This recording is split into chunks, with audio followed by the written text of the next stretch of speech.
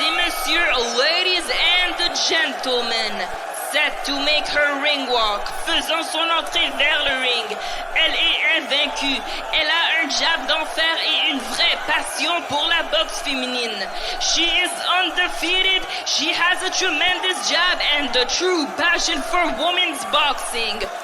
Veuillez accueillir la terreur rimouskoise. Let's welcome the terror of Rimouski, Marie-Ève Albert.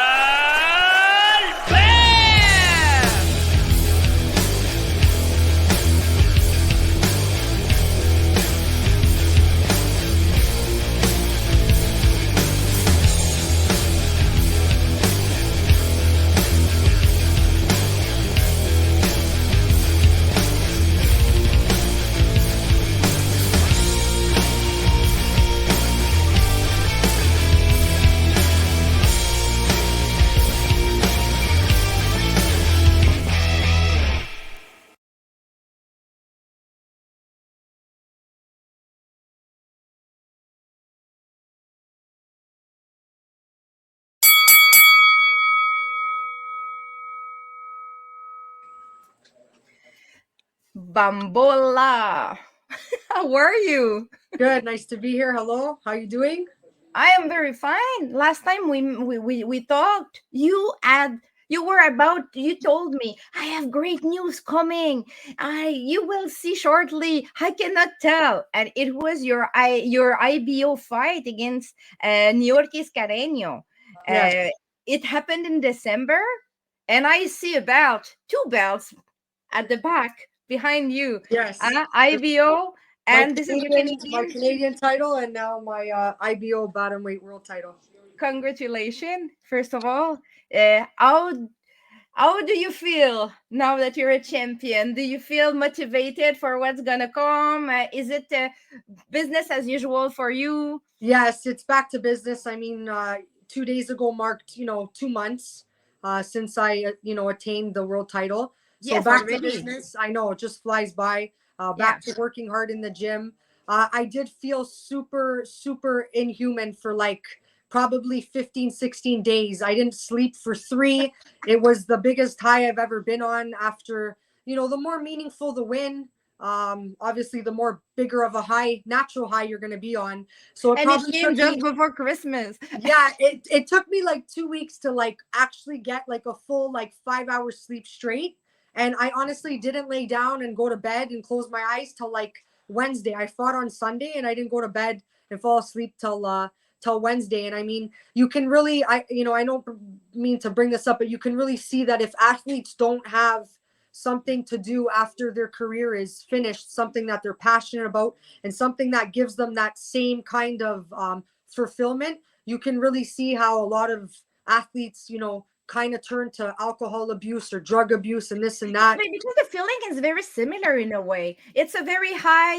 It's a high. It's like a drug addiction. It's like not an overdose, but it's an overdose of adrenaline and of endorphin and everything. Yeah, I mean, they had to like after I won, they were pulling the mic away from my mouth because I just couldn't stop like talking and saying so much that I wanted to say, and it's like, okay, be quiet now, and yeah, biggest high ever. Totally. So you're the IBO champion, bantamweight? Yes. So it means that you have many possibilities now. And yes. At the same time, it's difficult because everyone has an agenda. Nina Torslund is going to fight her mandatory, the Turkish. I think Seren Çetin shortly, I think in April or something weeks. like that, right? I think I've heard that Nina Hughes is going to fight Sugar Neeks, Chernica Johnson in Australia. Mm-hmm. This is interesting. Ebony Bridges may have a rematch, maybe not with Miyo Yoshida, but maybe it's going to be another path for Ebony, and Miyo Yoshida will follow her own journey. We don't know, but still, everyone is busy short term. We do believe that Miyo Yoshida is going to have a fight. If it's not against Ebony, she will have an optional defense somehow in the next months, probably. Where are you in all that? So I'm not positioned and lined up to face any of them at the moment. I kind of they all have their own little venture, and they need to visit that venture, and then hopefully once things pan out, I can get in there. I have not a set date. I'm supposed to be back in the ring for May. If it's a stay busy fight, just because of the situation right now, I'm fine with that, because I'd rather fight than not fight at all. But it's okay. If a stay busy fight is fine, you have the right to have optional defenses and so on. Yes. And then, a stay busy fight for kind of everything else to kind of position in place. And then hopefully I can get in there. I mean, I'd love to face any of them. If I look at my options, Dina holds 2 belts, the WBC, which is very, very renowned, and the WBA. So, and Dina is the big fish in the category. She's considered as the top, and it's interesting for you to face the best. And you know what? Going back to Dina and not making it about her, and if that, that's preference, but she faced the opponent I faced to win the IBO belt. True. I remember this fight. I watched.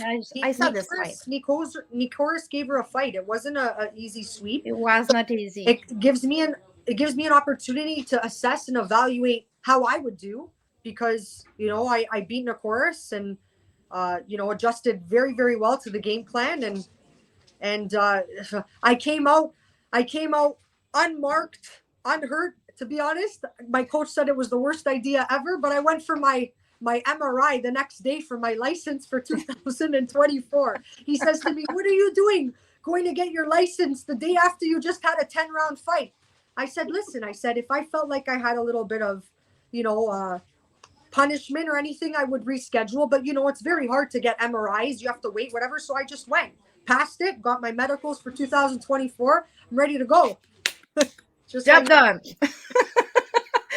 That's funny. The person who is in the best situation, the best position right now is Lou DiBella, actually, because you are in co-promotion with Lou DiBella. Nina Hughes is now with Lou DiBella. Mio Yoshida is with Lou DiBella. And Nina Hughes is going to face Niorkis Johnson, who is, I think, also in co-promotion with Lou DiBella or something like that. He's got all of us. And he have options. In a perfect world, and I've been getting this question a lot, it's like, Amanda, just, ask Lou to put you up against Miu. The thing with, I don't know if I'm saying her name correctly, Miu, correct me if I'm wrong. She won the night before. So she won the IBF on the Saturday, and I won the IBO on the Sunday. So, I mean, I was in the dressing room, and, all these things are like, kind of like stimulating you, yes. This is your opportunity. This is going to open doors for you. You got to take this. You belong here. This is what you're destined to be. And, now being on this side of things, my coach pre-warned me, if you think that you're inactive now and you're not fighting as much as you want to be, I mean, once you get this title, things might slow down even more. And because it becomes complicated. You become the biggest threat, and so on. It's not as easy as just asking Lou to, can I face so-and-so, or can you have all 3 of us? Can I at least face one of them? There, you have expenses as well. You have fees on that belt. So yes, right? It has to be worth it each time.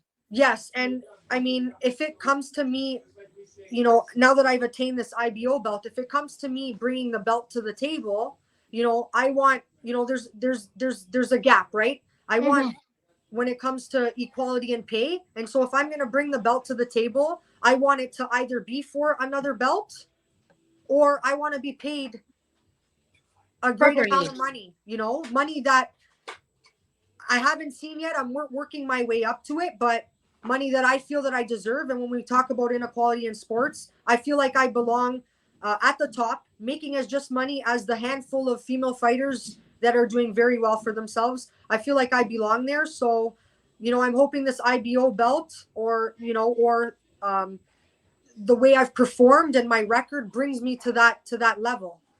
It may open doors, you will see, but you expect doors to open. Yes.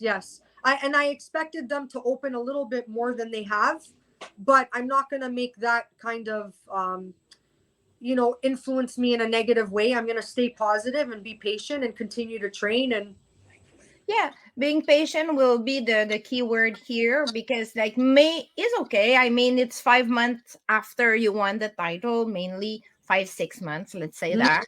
mhm, If you fight twice or 3 times this year, would be great, but mhm. it has to be worth it. Now that you have a belt, you will see your options. Yes. You will try to I don't know, to put more, to get more from what you have already You achieved. just at this point you have to assess your worth, and you got to make sure that your worth is valued not only by yourself but everyone around you, and getting paid for at a higher level than you've been paid working up to this point is the goal. When you talk about barriers in sport, that's, I feel, the only barrier that's left right now, because other barriers, I don't want to sit here and talk about how, oh, we're not getting this, we're not getting that. Other barriers I've broken, Yeah. like I've faced barriers and broken them. I was informed I was the heaviest ticket seller, male or female, with my promoter Lee Baxter on my last card. There's Like, a value. There's a value here. heaviest to date. I broke a barrier by headlining a card. I was the main event, a female headlining a big card in Toronto. That's another barrier I've broken. Being the biggest ticket seller. I think when I fight, I put on the best show in the house. And that's what attracts everyone to come out and watch. And the only barrier left to break is to see the money that the top names are making, like Serrano, which was a stablemate of mine when she was with DeBella. Katie Taylor. Who else? Ebony saw some big money. Yeah, you have a couple Baumgartner of girls like saw this. some money. If So all opponents, all Serrano's opponents right now are making money, because most valuable promotion is bringing this new opportunity for the B side. I don't like to say B side, but like the person challenging the champion. Let's say that. yeah, So they open doors as well. So I really hope other promoters will follow. which Will which follow. which is great to see. Someone isn't Yeah. going in there facing a such a developed, skilled fighter for peanuts, and putting their life on the line. And it's like their life has no value to anybody. So it's nice to see that Jake Paul is valuing these other opponents that are coming in to face these girls. If we offer you good money for 3-minute rounds, would you say yes to it? If I'm going to see more money, absolutely. If the money is coming with, yeah. 100%. I prefer to fight 3-minute rounds than two. I just feel like there's so much more athleticism involved in a 3-minute round as opposed to a 2-minute round. And this is one of the reasons, I hated the amateur sport, because it was not only 2 minutes, it was only 4 rounds. At least as a pro, I can do 8-10 rounds. Yeah. But as an amateur, four rounds and you're done, and sometimes like, especially me, I'm just like getting warmed up and ready. Like, I used to like go for a 5-7K run before I spar 8 rounds, Yeah, So you're as an super in amateur, shape. I had to change my way of training to make sure that I was a sprinter rather than a long distance runner, because the time in the ring was so short lived. That's very important what you're saying, because yeah, the way you train has an influence. It's not because you're good at something that you're good at everything. So Absolutely. It's the way you train is the way you react. So if you had to choose one champion, not your favorite one to face, but the more logical one to face, who would it be? Would it be Mio? Would it be Dina or Nina? Who would be your pick if it was just about you deciding? if it was about me deciding, Mm-hmm. I would go big. I mean, I'm 34, turning 35 in April. I would say Dina. The most renowned WBC belt is She there. has 2 belts. Got to.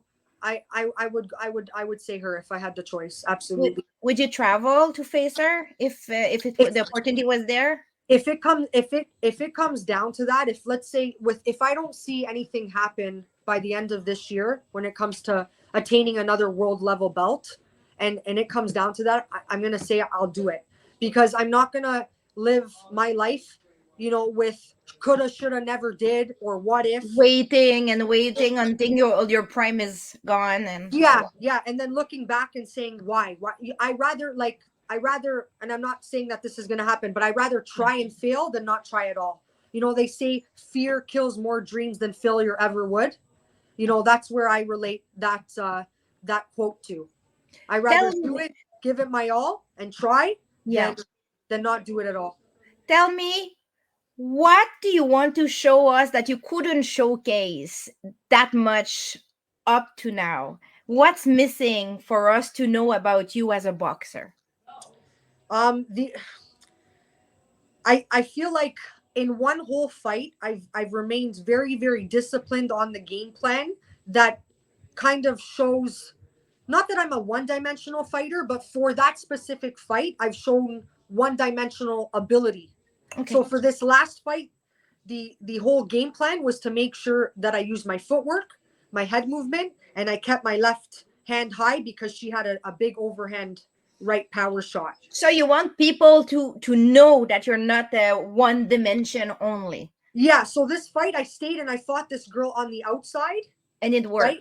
And it worked. I would like to show the audience in the crowd basically every dimension, that I could stay inside pocket and dominate, that I could fight using my footwork on the outside, that I could be a counter puncher, that I could be aggressive, like a little bit of everything. And I mean, a 10-round fight is the fight to do it.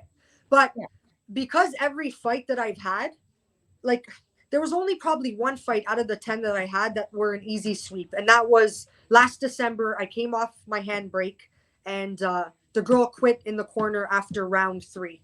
I mean, that was the easiest fight I've ever engaged in.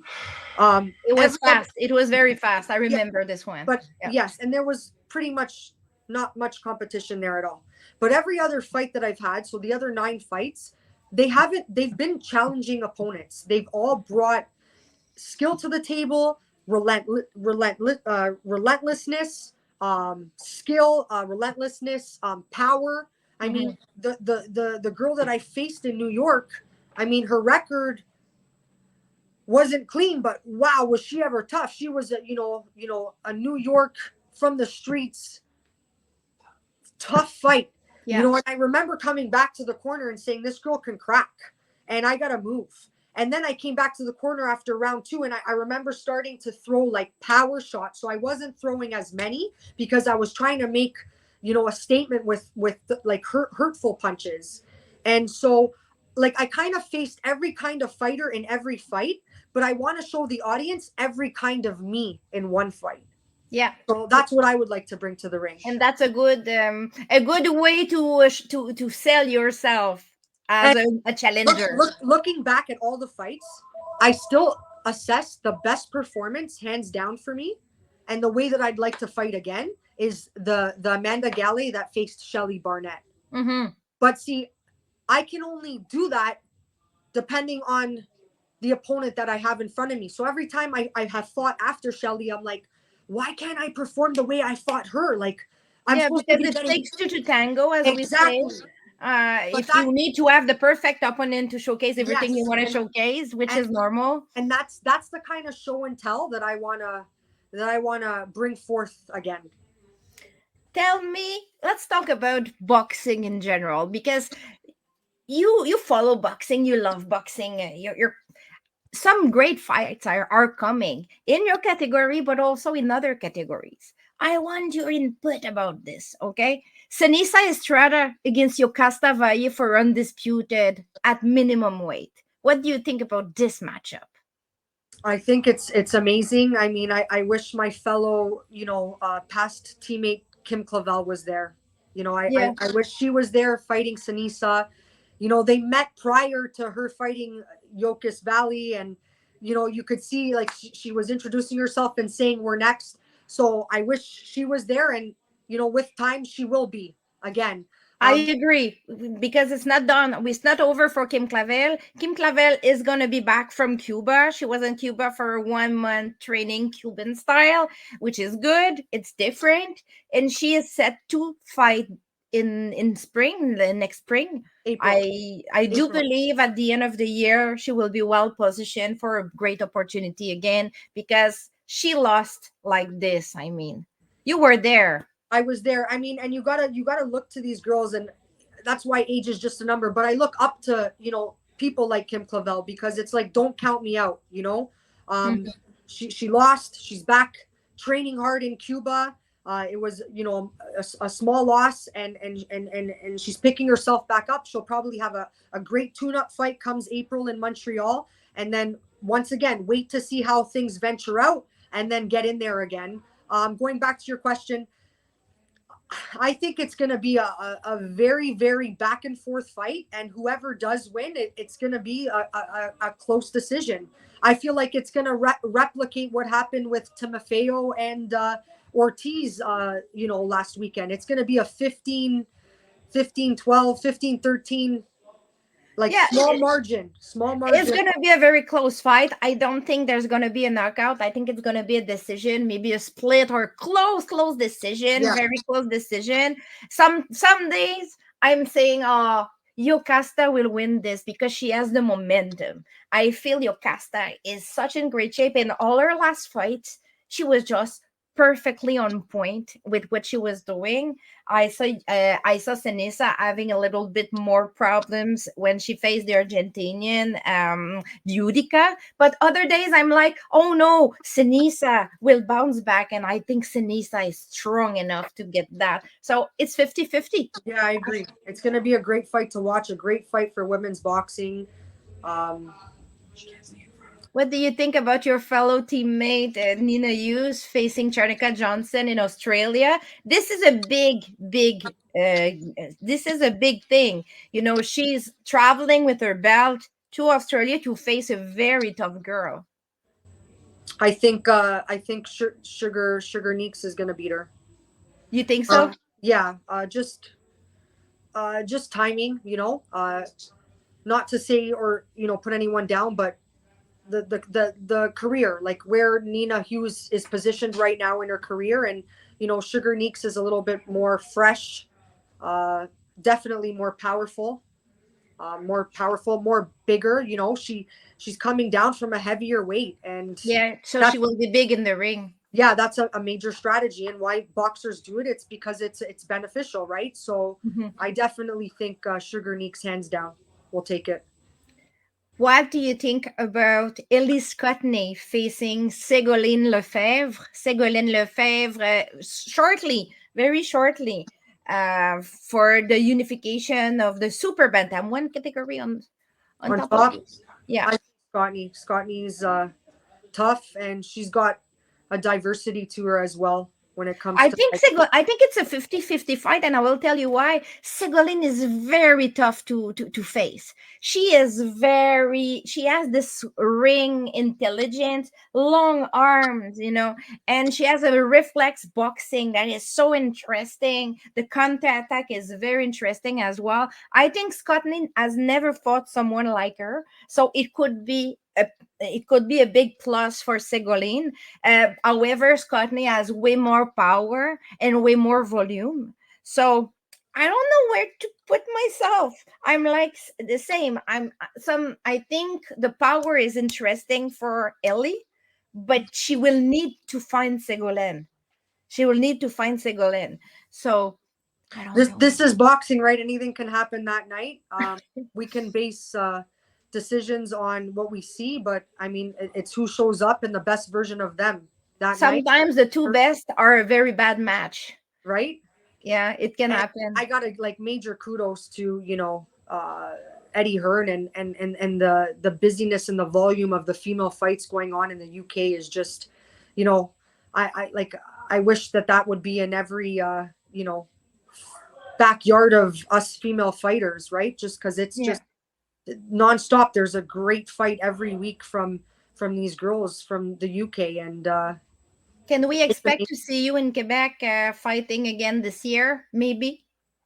I mean, if my promoter Lee, he's in a great working relation with Yvonne Michel. So if they put something up again, when I came down to watch Kim and cheer her on, I mean, that was the talk then for us to headline, you know, an all women's card, or, you know, a main event and co-main event for us females. That would be beautiful, though. Quebec's the fight mecca of Canada, and I mean, we always say that if I was living in Quebec and Quebec born and raised, the feedback and the exposure that I would have received for winning this belt would be massive. I'm not getting it. I'm not getting it too much here. It's something that has been a challenge, something that I'm trying to work out and you know, help myself achieve, but it's hard. It's hard. It's Bring not your belt in Quebec next time you attend the fight. I don't know if you're gonna come. Yeah, my coach says that I should be bringing the belt everywhere. Yeah, flash your belt. You have to flash your belt, like Alicia Baumgartner was doing, right before. Yeah. You know, you say my name here in relation to Canada and boxing, and you know, for those that follow boxing, they know of me, but I would like to be, you know, whether just generally you say Amanda Galle, and you know, they know that I'm an accomplished, hardworking fighter that's achieved and attained a lot right now, and I'm looking to get that notoriety here in Canada attached to my name, like you know, like Serrano in worldwide, and even like Kim Clavel, like where she is.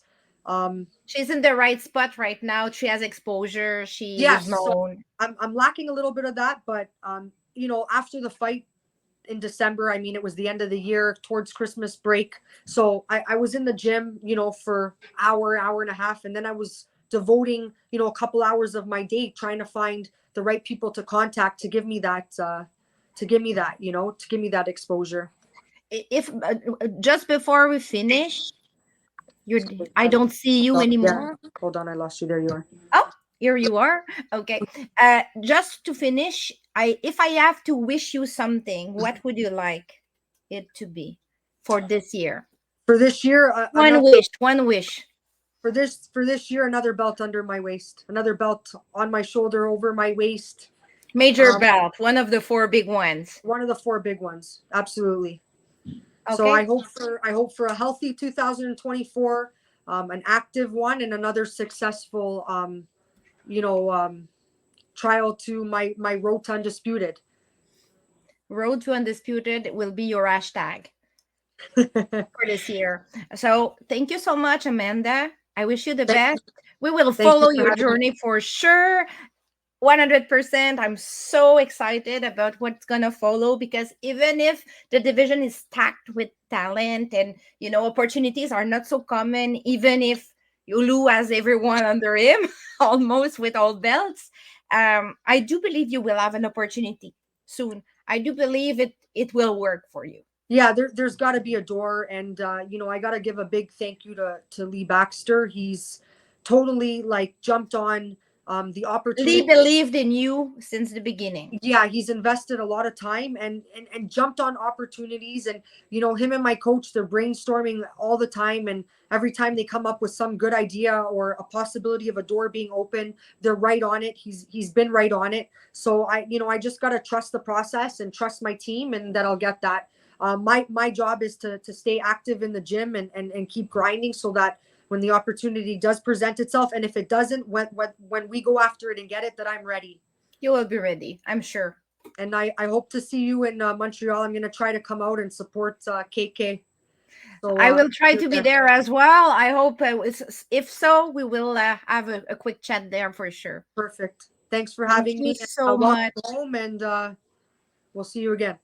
Thank you, and have a great week. Bye-bye. You too. Bye-bye.